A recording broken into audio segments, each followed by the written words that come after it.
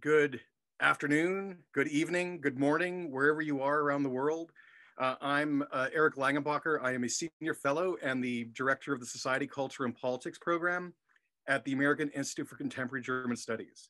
And I'm really happy to welcome all of you to this, which is our fourth webinar in a year-long project that AICGS is devoted to the 2021 Bundestag election that's coming up in September. Today, we're going to be talking about the Greens, very, ripped from the headlines, given recent electoral successes and high levels of polling. But before we get going, I want to thank all of our collaborators and sponsors.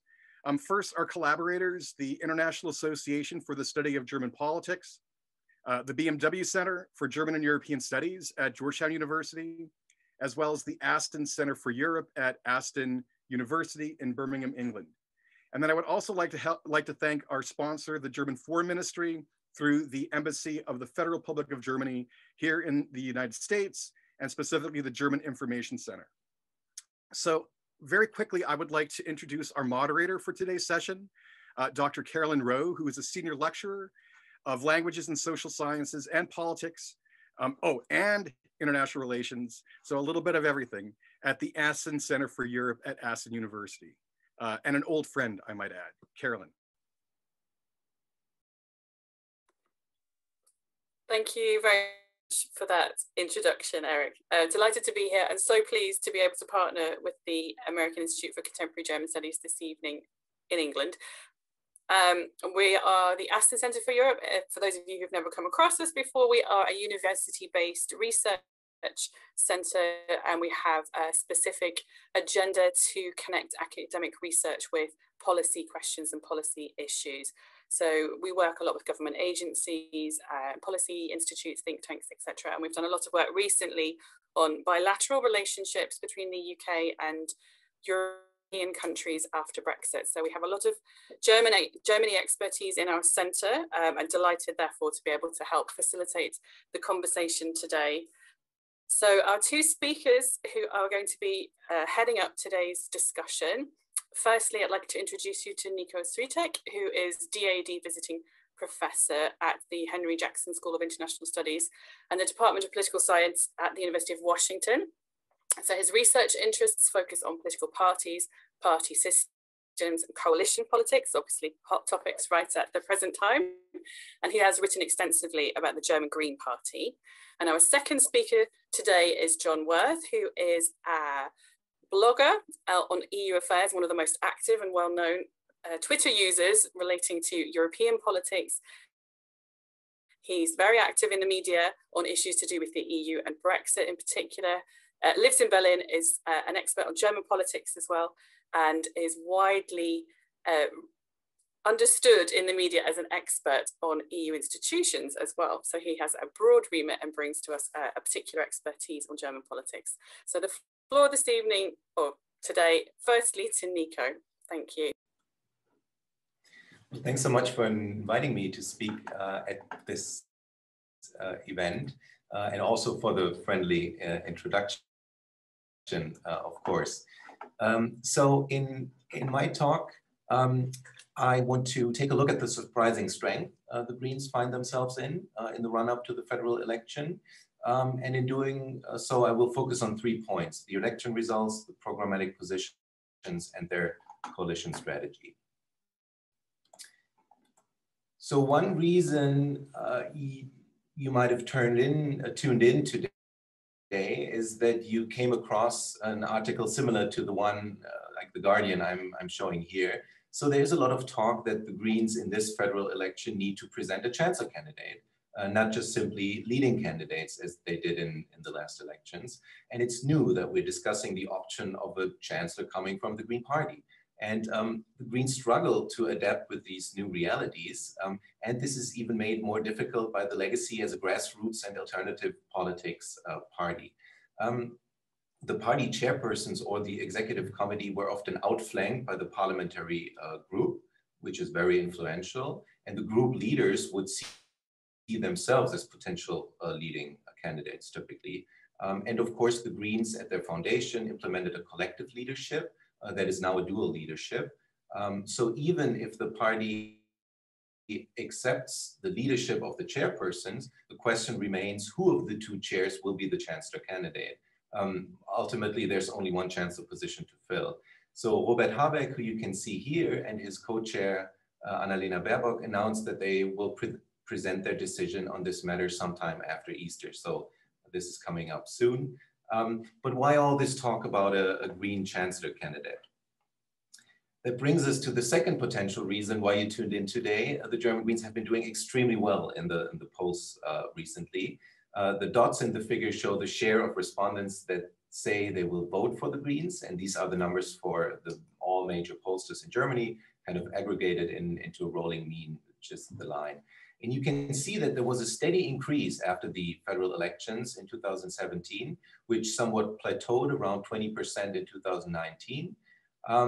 And then there was a significant increase in 2019, kind of driven by the exceptional results in the European elections, where the Greens achieved a historic result of about 20%, placing the party in the 20 to 30% realm for quite some time in the poll.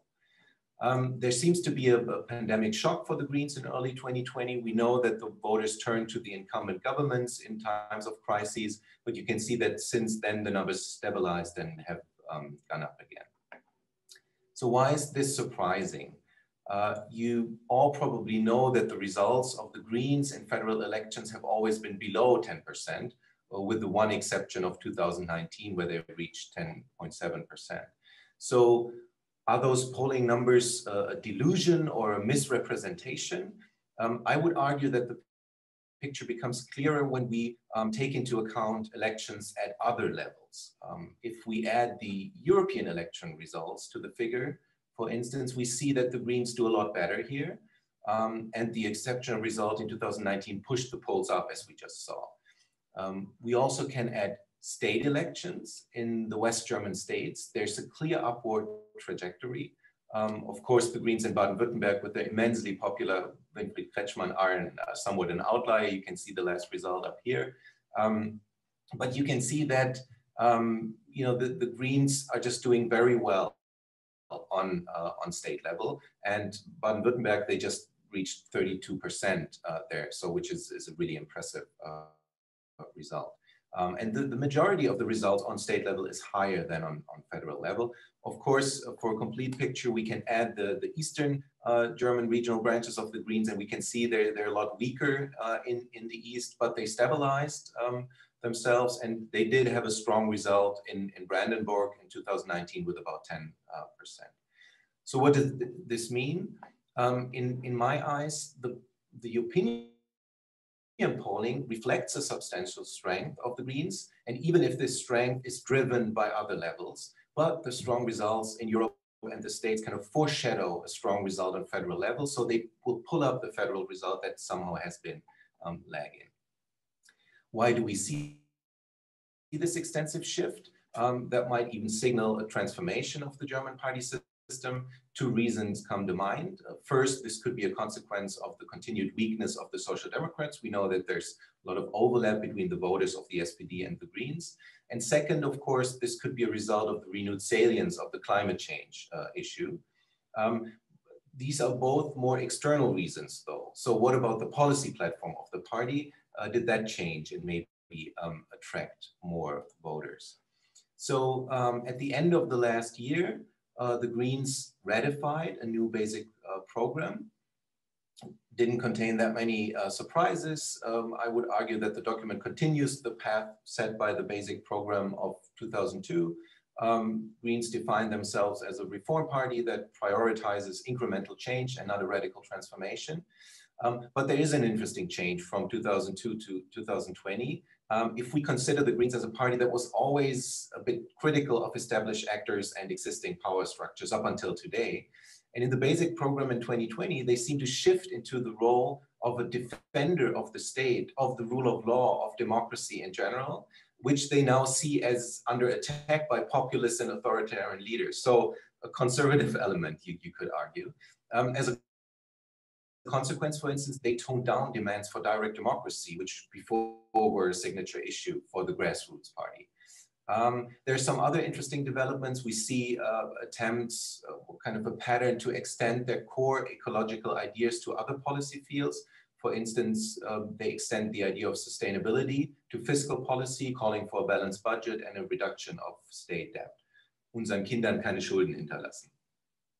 So that is why I was somewhat surprised by the draft of the election manifesto that was presented just last Friday. I think Jon will speak a bit more about this too. It's only the draft, but for me, it appears to take a sharp left turn. Calls for the suspension of balanced budgets to allow for certain public investments. It calls for a wealth tax. It calls for an increase of the top income tax rate. And it advocates for reform of the Hartz laws, a very symbolic set of labor reforms that the Greens themselves had implemented as part of the red-green government.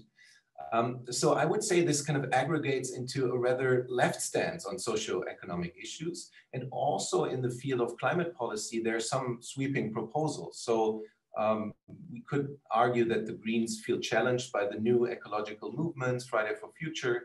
And in some, this election manifesto, I would say, does not continue the centrist, pragmatic, catch-all approach represented by the basic program. So why do we see this apparent dissonance between the basic program and the manifesto? The leadership and the party could feel emboldened by the strong polling we just saw, kind of giving them the perception of a strong mandate to use, tax increases, sweeping measures to combat pressing issues. It could be an appeasement strategy of the leadership, who both belong to the Reale faction, as kind of a signal that they aim to integrate the left faction, the strong left faction in the party as well. And this could rest on an assumption that the voters in the pandemic, or as a consequence of the pandemic, now have a higher acceptance of stronger state involvement. And finally, which I think is most interesting, it could be a strategy, now that we see that the Greens are somewhat the strongest party in the left spectrum, to embrace issues of social justice and equality and redistribution to become the dominant player in the left spectrum. So leave less room for the SPD and left to articulate and own these positions. I'm not sure if this will work. It seems similar to the script of 2013, where the Greens were very popular and presented a very leftist program and ultimately fell short of their polling numbers. But this time, I mean, Habeck and Baerbock could function as kind of pragmatic counterweights. So they're very popular beyond the party and could kind of try to send a message, trust us, do we look like we want to radically change Germany? No, we don't. So we'll see how that turns out. So let's take a look at the final point, the coalition strategy. So of course, you all know that Germany is a coalition republic. So parties always have to work with other parties to realize their goals. Manifestos have to be put through the grinder of coalition negotiations, and the parties and the voters are very aware of this. So I would say that the strong national polling and the strong electoral results on state level we saw are also a consequence of the coalition strategy of the party. So the Greens are currently member of 11 state governments. You can see the distribution of the seats in the Bundesrat, the second chamber, on this slide.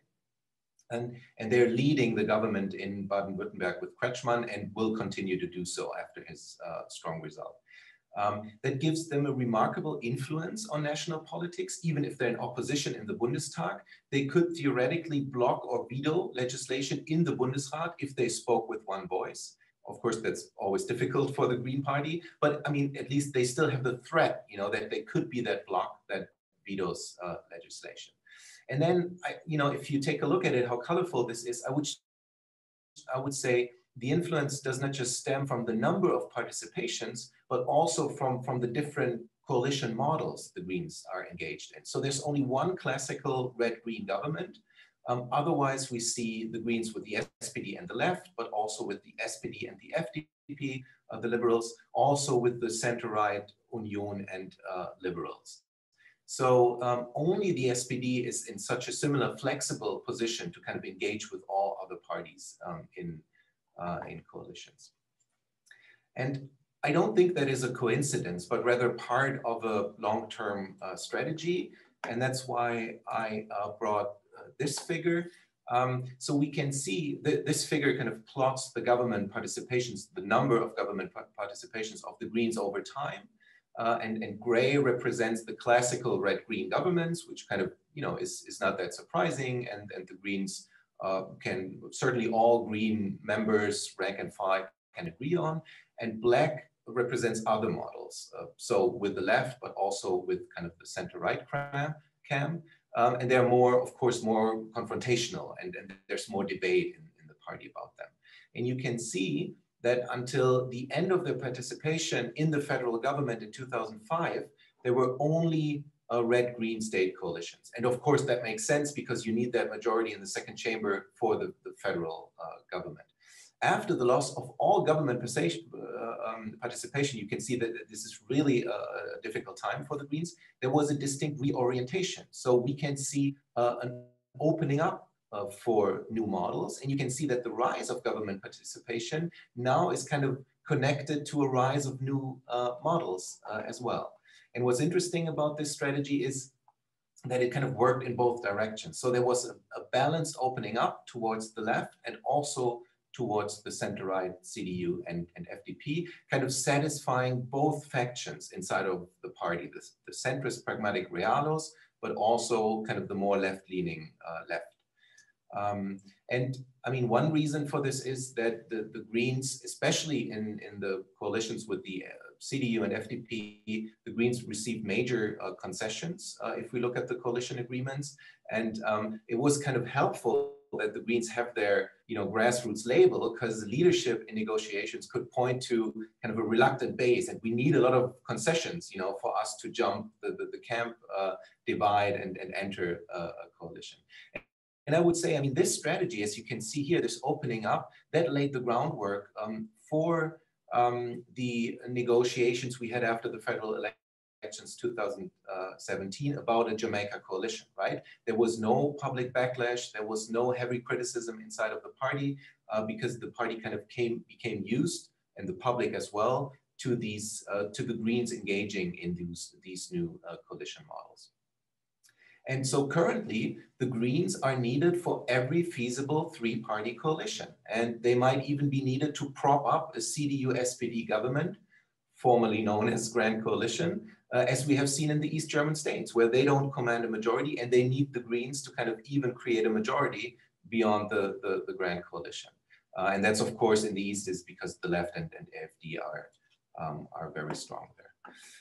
Okay, to sum up, the strength of the Greens is surprising, but it is based on more substance than before, and it's not just a virtual search. So we can be kind of certain that they will realize some of the potential we see in the polls.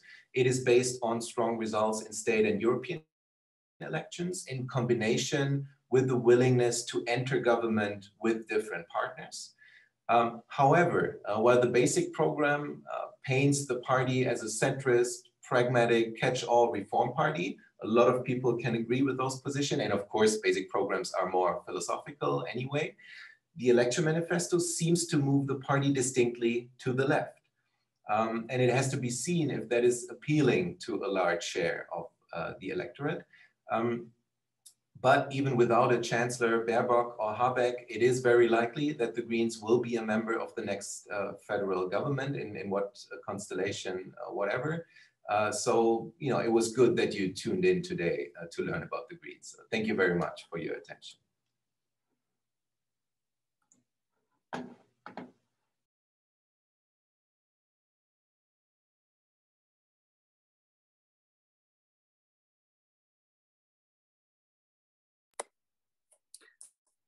Thank you, Niko. That was really interesting, fascinating tour of all the potential opportunities and challenges for the Greens ahead of September. So I'm going to invite Jon to pick up on some of those themes and take the floor now for your presentation. Thanks, Jon.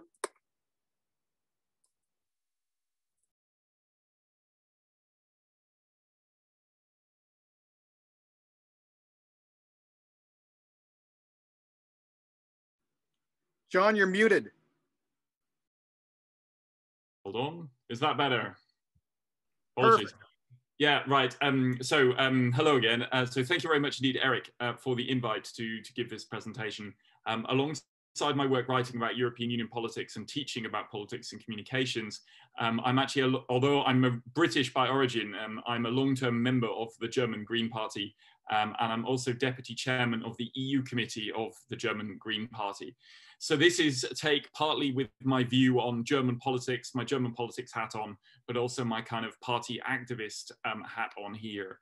I've just posted in the chat the link to the slides that I'm going to present, so feel free to download those, share those, or use those for whatever purposes you wish.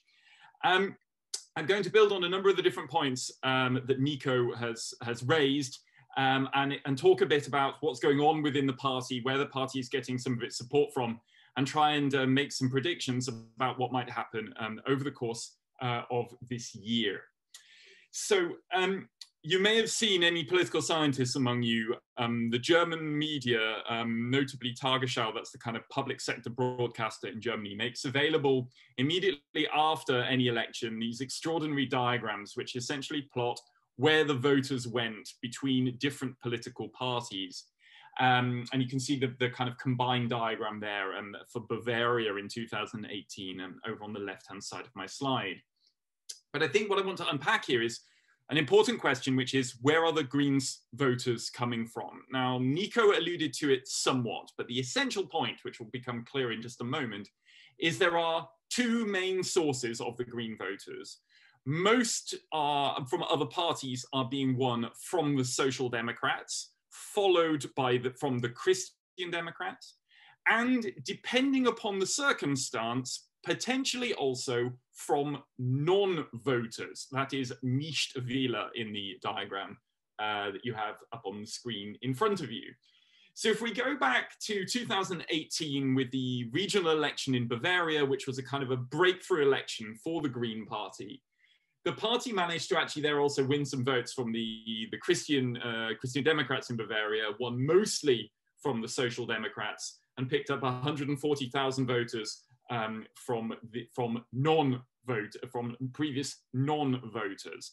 That was in largest part due to an increased turnout in that election, where actually a lot of parties picked up voters from people who previously abstained. If we move forward to the election in the eastern state of Brandenburg in 2019, here we see a slight difference due to the different composition of the left in East German states. Again, SPD, a strong vote move, some being won from the left party in Brandenburg. But again, here it's actually votes among people who previously abstained were the main groups that were won by the Greens. We then move on to the only election that took place in 2020, is a rather atypical one due to its urban nature. The city-state of Hamburg, enormous wins from the SPD, enormous wins from non-voters, and indeed even voters being picked up across the board by the Green Party there. But bear in mind that that's a particularly left-leaning land in the German system. Note again the non-voters. So what about the elections which have just happened? So again, Niko alluded to these. On 14th of March, in two southwestern German states, Baden-Wurttemberg and Rhineland-Pfalz, there were regional elections. Baden-Württemberg had previously already had a Green Prime Minister, Kretschmann. He will stay in office because of the strength of the Greens' election result. Potentially actually more important in electoral terms, because if you take out the kind of leadership component of how important Kretschmann has been there to the Green Party, was the neighboring state, Rhineland-Pfalz, where the Greens have never been traditionally particularly strong. And again, it showed strong wins from the SPD and from the CDU. But bear in mind that in both of those elections, in Rhineland-Pfalz and in Baden-Württemberg, election participation turnout was down by 6% in both cases. That bucks the trend that we've seen in recent German politics over all of the regional elections across the past 3 years, where turnout has largely been up, in some cases by up to 10% up. We've not got a breakdown yet of why that is, but I think we can quite safely assume that it was due to the lack of campaigning or lack of activity during the COVID pandemic, which may have some implications for the election in September. I think it's fair to say that probably if we were not in the middle of the pandemic, perhaps the Greens polling rating might be even higher than it is just at the moment.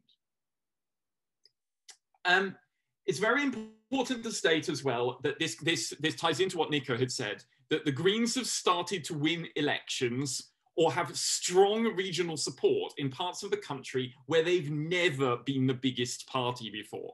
So in Bavaria, I don't know if those of you are aware of the German election system. When you vote in Germany, you have 2 votes. It's called the additional member system.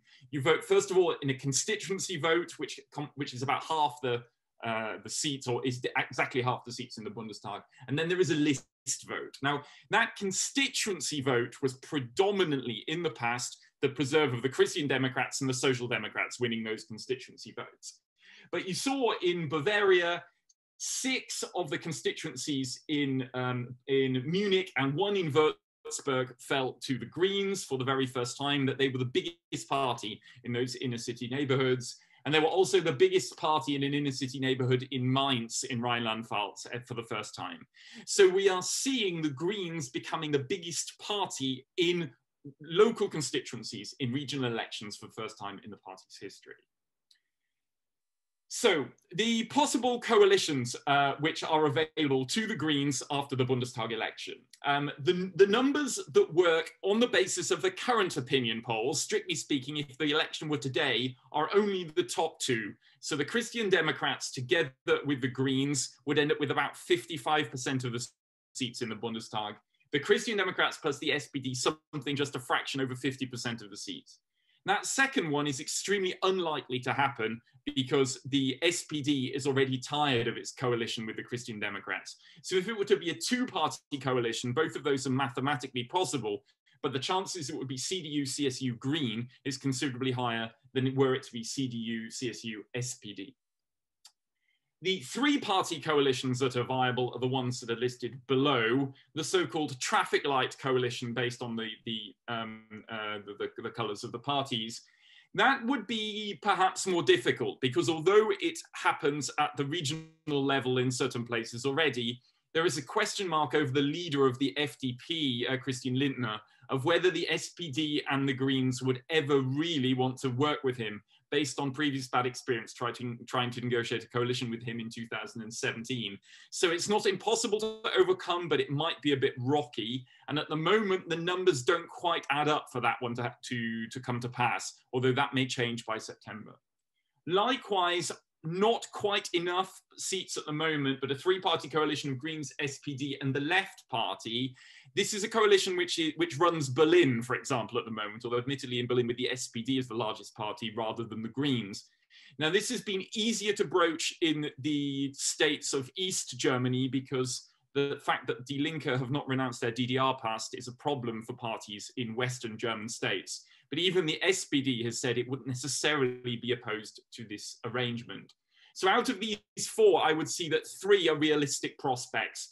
Probably CDU Green the most likely, second most likely is Green SPD Liberals, and the least likely, but not impossible, Green SPD Linke. Right, what about the leading candidates? Niko alluded to this, but I see this from the internal party political point of view. As I see it, if the Greens are going to commit to a leading candidate, it's going to be Annalena Baerbock on the left there, not Robert Habeck.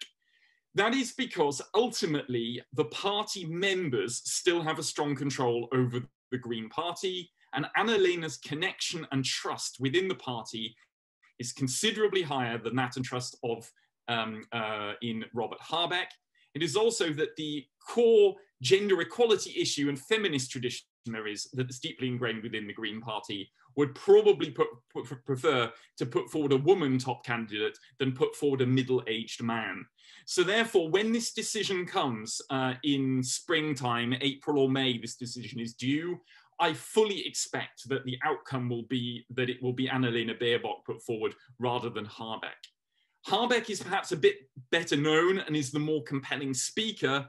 Baerbock, by contrast, actually has better connections within the party and probably brings something a bit different to the kind of debates that will happen in German politics, which are traditionally dominated by middle-aged men. So the point I raised already, the party members are essentially going to see Baerbock over the line as far as I'm concerned. The other issue is also really important. We already saw at the 2017 Bundestag election a centrality of televised debates in German politics. And that is going to be very, very important, perhaps even more important this time around.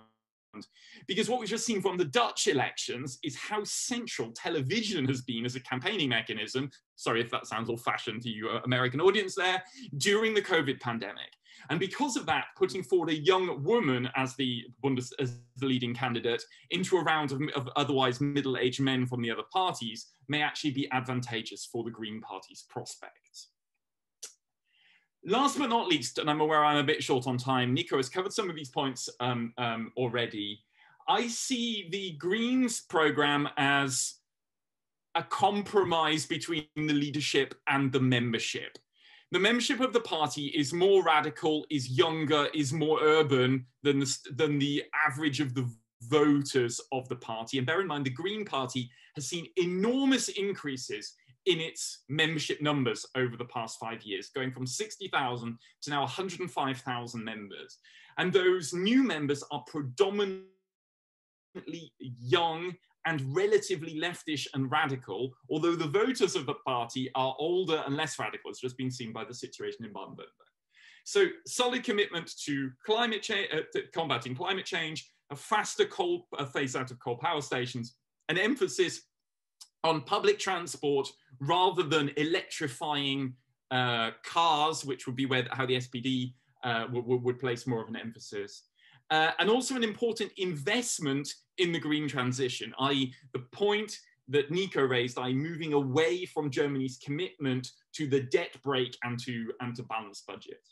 It's also worth saying, and I would say this as the Deputy Chair of the Greens EU Committee, the Greens are absolutely, completely committed to European integration. Actually, they want a federal European Republic. That is stated in the Greens election programme, although they are more sceptical about NATO. They are not anti-NATO, but for example, the Greens election programme has a point against committing Germany to a 2% of its GDP for investment in defence. So those are a few points for my round of introduction. I'm very happy to answer any questions about any of those issues, or indeed anything that I or Niko indeed have not raised so far. I'll stop the screen share. Great, I'm going to jump back in there. Thank you very much, Jon. That was a really nice compliment to the first paper that we listened to this afternoon. Really welcome comments and interventions from anyone listening. Anybody who would like to press any of the speakers on any of the points that they've raised or add something else into the mix, there's a question and answer function at the bottom there on your Zoom screen. Maybe just before we get started with all the questions, Niko, did you want to come back to Jon on anything that he said? He's come down quite firmly in favour, well, not in favour, but of the view that one of the particular Chancellor candidates will be more presentable. You were more hesitant, you had a more balanced viewpoint, and Jon, you had some answers to Niko's questions about why this left turn suddenly in the manifesto that we saw published earlier this week. You were more clear-cut in your responses. Did you take on board anything that Niko had said with regard to an understanding of the election manifesto? He was perhaps a little bit more surprised at the suddenness of this left turn. Maybe there's some reflection there that we could think about. If either of you want to just jump in at that point, and then we'll take some questions from the floor. Yeah, maybe just briefly, I think I would agree with Jon's analysis about the Chancellor candidate, and I think I have the same answer without the internal insights he certainly has. And you know, I think it's true that Annalena Baerbock has a better connection to the base, and I think I mean, in the end, it's true. Robert Habeck is that middle-aged white man, and he has a very, or he tries to portray a different style of politics. And I think it would be very fitting to his style if he would say, you know, I'm stepping back, I'm very popular. I mean, he does have experience as a minister in Schleswig-Holstein in a Jamaica coalition, right? So he seems to be very well suited. Jon said he's a great speaker, but I think that would be kind of the symbol. And I like how he pointed to the kind of visual representation in TV debates, right? When there's that one woman represented by representing the Green Party. So I think that's the direction it will go. But of course, you know, the pressure, if you're in a position that you might be able to get the chancellor position, there's a lot at stake, right? So it's a lot harder for Habeck to say, I'm stepping back, or there's a lot of pressure inside the party, you know, about electability. Shouldn't we pick the one that is more likely? And you could see that if you think back about Green history, about Joschka Fischer, right? I mean, he was kind of the most prominent popular politician in the party, and he drove the results of the Greens, and he could say, I want the foreign ministry, even though the Greens, you know, didn't have that many stakes in that policy area, and it was clear that he and Trittin would become minister. So, but I would go in the same direction, and that will be the surprise, and that will be a surprise that would be helpful for the party, because it would kind of shock voters in a way that they go in a different direction than expected. But it's all speculation on my side. To me, there's an important point, which is a bit of kind of give and take between the members and leadership, and that manifests itself in different ways in different times. And I think the important point at the moment is, throughout my years in the party, and indeed having observed this even from the years before I actually moved to Germany and joined the party, it feels like the leadership should get along with the membership is very important at the moment in the party, even if that comes at the price, perhaps, of some short-term good headlines. I.e., we want this to be harmonious at the moment, and it's an explicit effort, particularly by Annalena Baerbock, to make sure that that is so. And so therefore, due to some of the criticism of the basic program that it wasn't radical enough, that might be a counter-reaction to that. And what we've also seen in Baden-Württemberg, there was actually, I didn't say it in my description, there was actually a party that was more radical on the Greens, on the environmental issue in Baden-Württemberg, called the Klimaliste Baden-Württemberg, that took 60,000, which was actually enough to stop there being a left-wing coalition being possible in Baden-Württemberg. So in the Greens have been saying, hang on a minute, like that's actually a danger, that instead, by looking too much towards the center, the votes start going in different places on the left again. So I think that there's a calculation in that regard as well that may have come to play here when drafting this election program. Thank you both for coming back on those points. I can see that the conversation in the question and answers is also moving to unpack some of the things that you presented as well. If I may, I'm just going to put a couple more questions to you. I'll kind of cluster them together. But first of all, both of you addressed the issue that the Greens are weaker in the eastern part of Germany. Are they actively doing anything to address that weakness? Is it really not a mathematical consideration? Votes are votes, right? But there are structural issues too. But as a party, is that a concern? Is that something they're actively trying to address? Are there elements in that manifesto maybe that specifically speak to an Eastern German electorate? Who are the Nichtwähler who are moving from the Greens, to the Greens, sorry. I mean, are we talking about former SPD supporters? Where exactly do you come down? Because those are big numbers you're talking about in some of those slides, Jon, as well. And for both of you, at a policy level, are there any specific ministries that you think the Greens have got their eye on? Obviously, this depends again on the way in which the vote's going to go.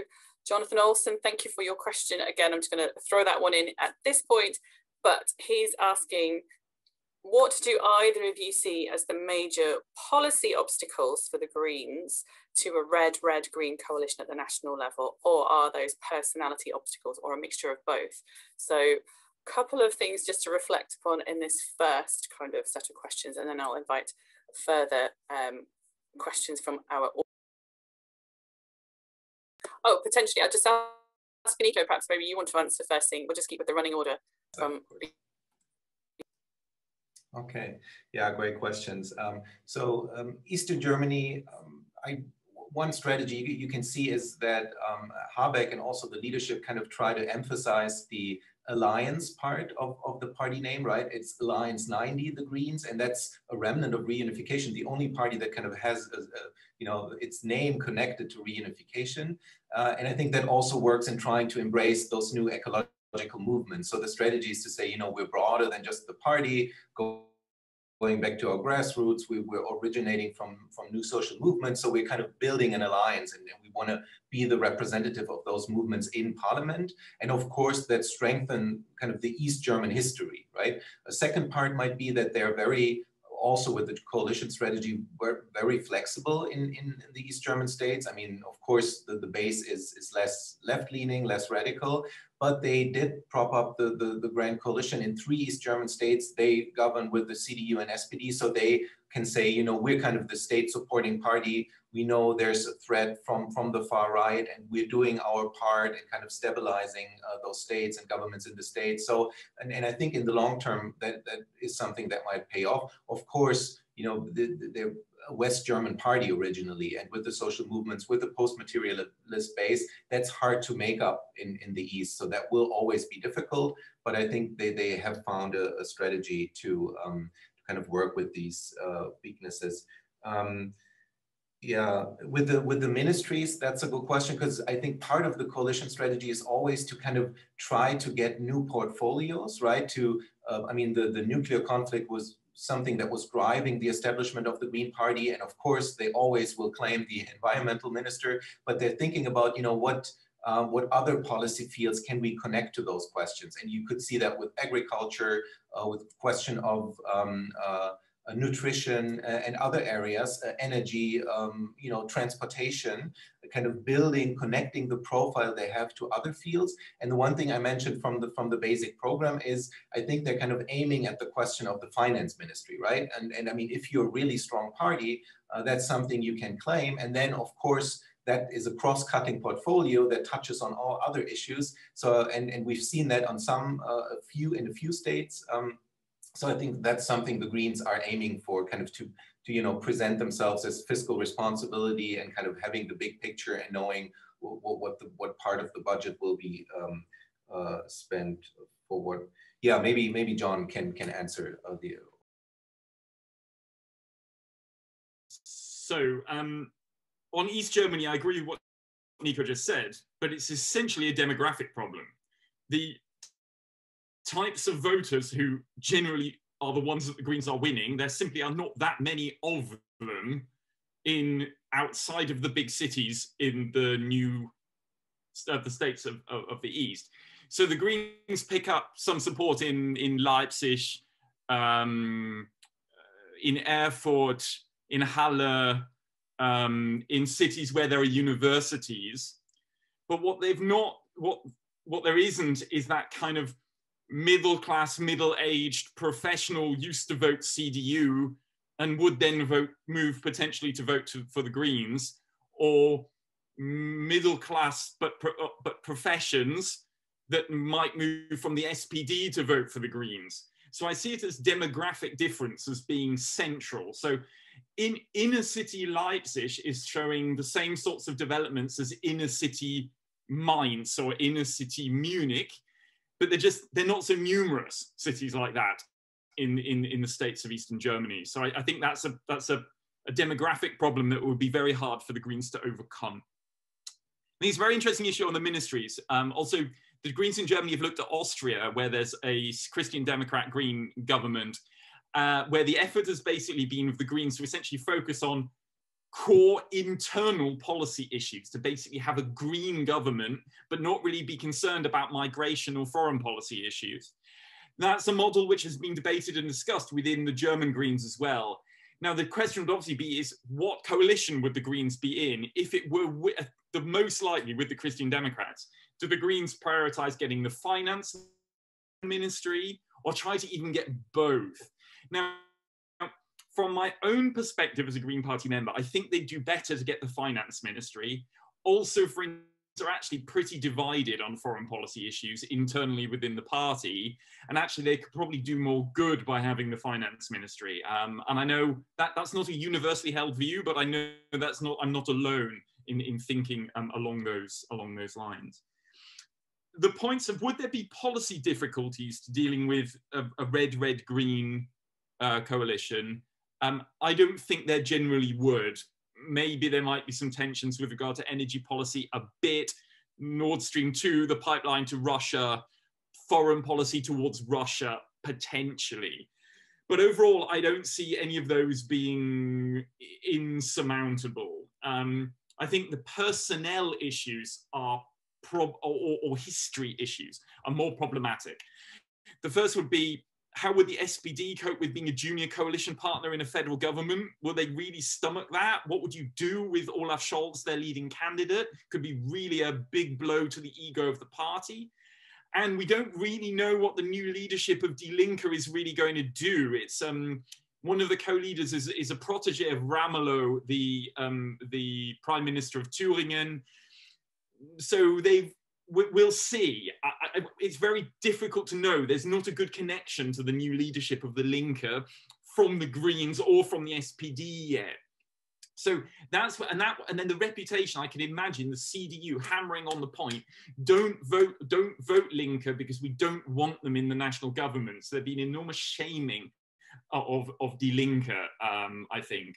But give Olaf Scholz his due, the SPD candidate. He said, I'm open to coalitions with Die Linke. So he's been more open about that than any SPD leader has been up until now. On that point about the non-voters, I've tried to actually get to grips with that, doing a bit of research to answer that question. It's very hard to know because we don't know, and I can't answer you how long those non-voters have been non-voters.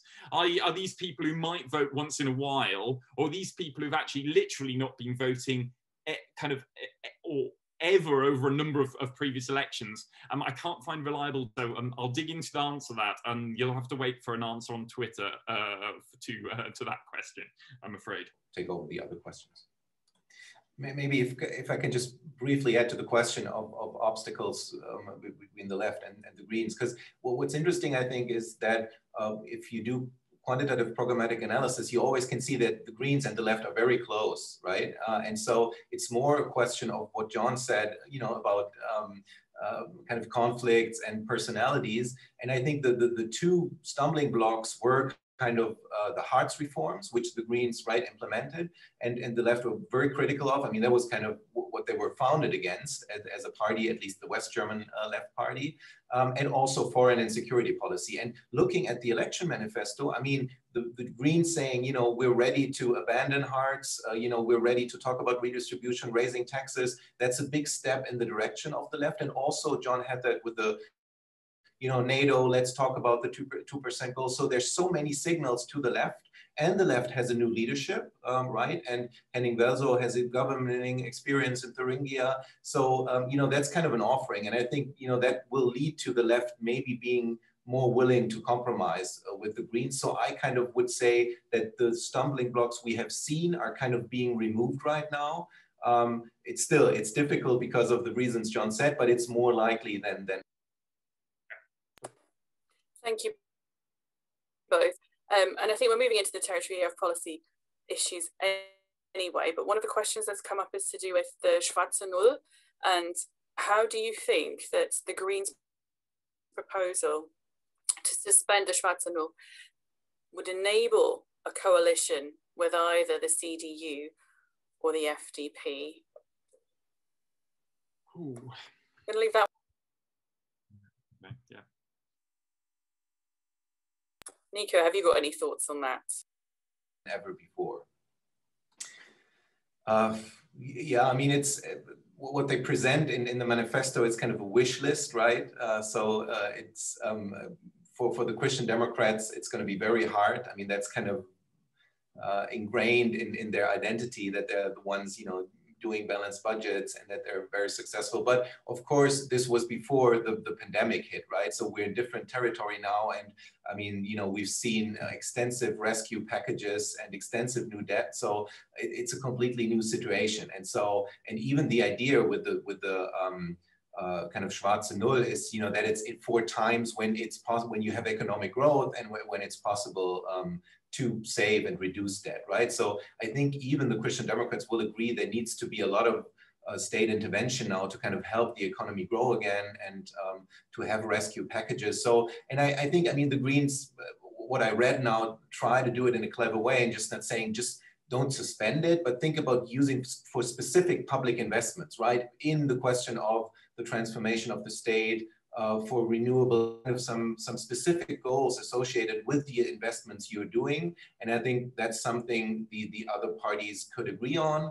I mean, with the Liberals, it's probably going to be more difficult than with the Christian Democrats, but it's, yeah, I think it's a time where the public kind of, you know, will say, okay, if we have to suspend because we have so different circumstances right now. So I think that's not going to be the big problem it would have been before Corona, because then the Christian Democrats would have never allowed. And of course, I mean, you need a change of the basic law, right? So it's, even if it's a wish list, and they can always say, well, we don't have the majority, the 2/3 majority to do this. So then they can always say, well, we had to give that up in the coalition negotiations, but we got something else for this. So that could also be the strategy. I agree with that completely. And the last point is also very either against coalition partners, even if there would be no change to the basic law. So I think it's a clever policy, even though I don't actually really believe it's the change of the Grundgesetz will actually come to pass. Thank you. I'm just going to add to that a couple of thoughts on, or I'll push you to give us a couple of thoughts about foreign policy, and particularly strategies, the Green Party strategy and policy with regards to engagement with China. That's one particular question, and whether there's likely to be intra-party dispute over nuclear policy, particularly with connection to NATO. So whether these foreign policy issues are going to prove problematic, you think, within the party more than anything else as we move forward towards the election? There's a couple of questions that are kind of pushing you or inviting you to think in.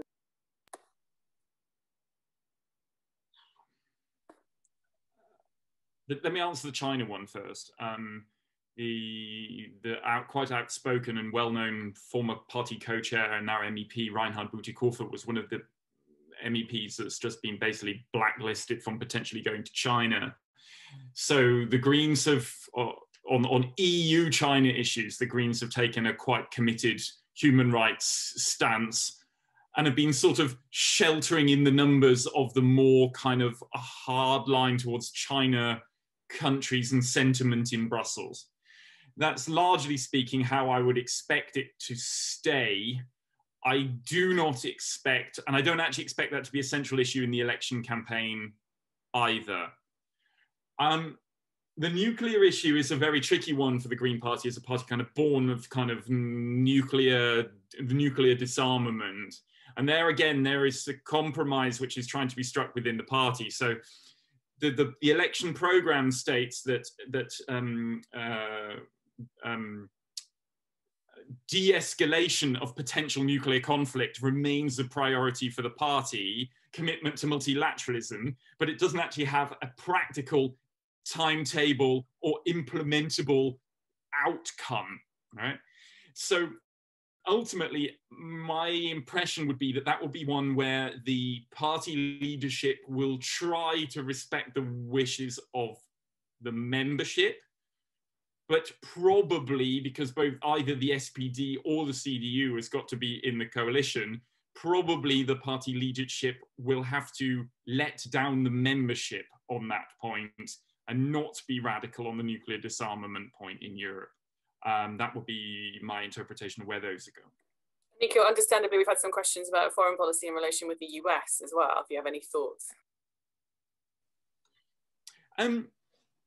The attitude within the Green Party generally towards the US has been, right, fantastic. We've got a transatlantic partner that we can deal with now. When it comes down to the details, it's going to be a lot more rocky. The Greens are very committed to data protection. There is concern about whether actually Biden would make that any better than was the case before. So on the practicalities there, there's a potential question mark. There's the issues with regard to does a US-EU trade deal come back onto the agenda? The Greens were leading voices against the Transatlantic Trade and Investment Partnership that was ultimately killed by Trump. So if Biden put that back on the table, it would be a potential headache for the Greens as well. There's obviously the issue of NATO and natural commitments. Again, at the practical level is quite problematic. So what you're going to have is a lot of nice words from the Green Party of essentially saying, we're very happy that we can talk transatlantically again, and we want friendly relations. But when it comes down to the actual individual details, I think there could be quite some bumps. But again, that again is one the Green Party will get away with nice words in the election campaign. That one would bite potentially only after an election, once there would be a genuine change in direction.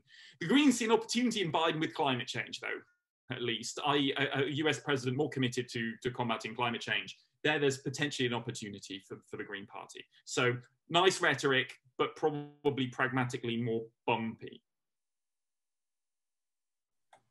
Yeah, maybe let me just add, I think they're very much focused in the election manifesto as well on European integration. Jon said that, very pro-European party, and they're very outspoken about Poland and Hungary and democratic backsliding we see there. So, you know, human rights are very important, and I think that's something they will, you know, confront China with as well. I think it depends a lot on the question of what coalition we'll see, and will we see a Green chancellor, right? Which is still only a slight chance for that. So, because I would think that they will not pursue the foreign ministry this time, because, you know, some in the party said that was a mistake. You know, we have to build our competencies in other policy areas, and, you know, because of the prominence of Fischer, that worked well and kind of pulled the party up. But, you know, that's not where we can realize our goals. And so you could kind of avoid those questions and even maybe hide behind the left party, and, you know, it's more outspoken pacifism. I did an analysis on the Green behavior in the parliament of the Green group, and it's interesting, especially the Bundeswehr mandates, you know, are typically approved by the Green group, right? So they're very centrist in question of following the alliance and following, you know, those things that were already agreed on. It's different if we think about a Green chancellor, right? Because then the party is responsible for a lot of stuff, and then there's a lot of pressure on them to kind of agree with the foreign policy elites, and that will transport a lot of conflict into the party.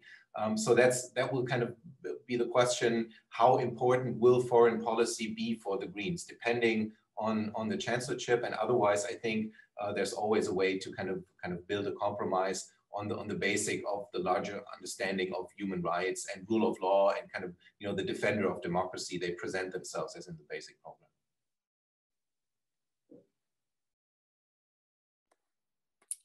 Thank you.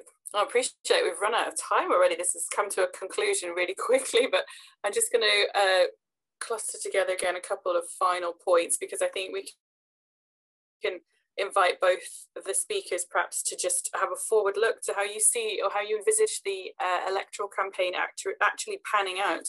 So a couple of suggestions from the questions lead us to think of potential stumbling blocks. Jon presented the stats and said, oh, if there was an election tomorrow, this would be the possibilities in terms of coalition building. Well, that's fine, but we all know the election's not going to be tomorrow, and there's potential for things to be upset quite considerably. So first question, let's say it's Söder, not Laschet, who becomes the Chancellor candidate for the CDU-CSU. Let's say, hypothetically, there's a massive successful vaccine rollout. Is that going to change people's understanding of leadership in Germany? If we were to suddenly see, or potentially just see, an advance towards a set of new green policies or renewable energy policies that would tick a couple of boxes ahead of the election, would that be a sop to some people who are hesitant and thinking maybe to vote Green? And thinking about reputationally, someone's pointed out in the chat, thank you, that the Greens tend to have been when they've been in coalition with the CDU, they've been less damaged than the SPD when they've been in coalition with the CDU at land level as well. And whether there's any sort of further stories from the land level or the elections at the regional level that could perhaps inform the way in which the whole electoral campaign is going to play out from now till September. Final comments from both of the panelists, if that's possible. Niko, perhaps you. Yeah, a lot of questions and not a lot of time. Just briefly, I mean, the Greens are in, the leadership is in an exceptionally strong position, and that's rare for the Greens. There's always question who's going to be the leading candidate.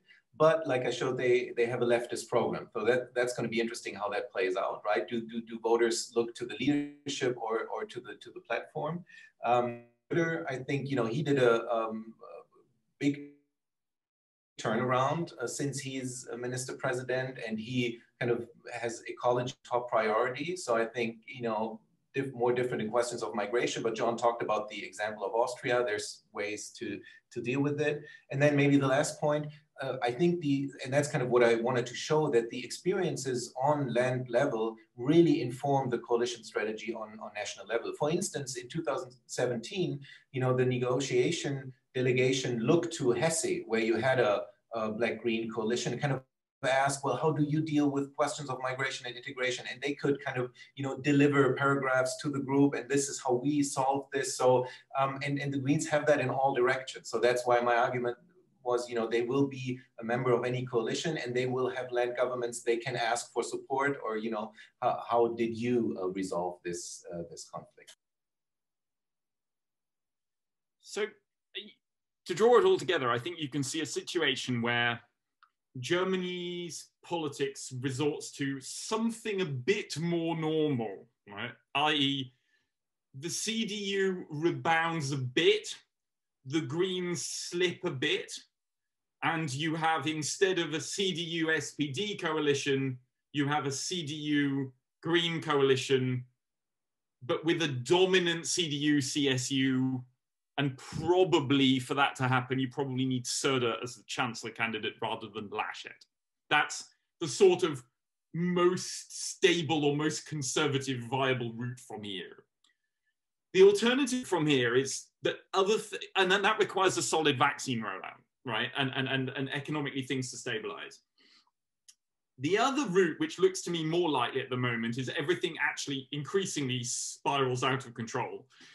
The vaccine rollout ends up carrying on being problematic. These corruption scandals, which are present in the CDU, and indeed have been even more deeply rooted in the CDU than I think anyone thought, it seems that neither CDU nor CSU can really get a grip on those. It could well be then CDU-CSU drops in the polls still further. Now, there is a new question in that side. The assumption was Christian Democrats weaker, that means they'll call up Munich and ask for Söder.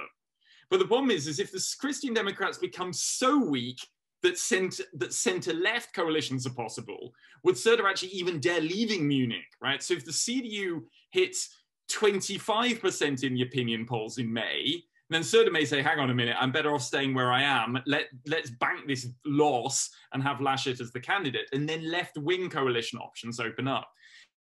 Now, left-wing coalitions, to me, offer great opportunity, not least because they'd be led by the Greens, most probably, but also it will be a genuine departure. And it feels, living in Germany, that Germany's been in a period of political drift somehow. So Merkel may have many strengths, but setting a clear direction is not one of them. And so therefore, you could have a genuinely reforming government of either traffic light or red, green that could put right some of the impending problems in German politics. And there's a great opportunity, and that's very exciting. Or alternatively, the whole lot would end up having a massive big fight and would not get anything done as a result of the infighting among three parties.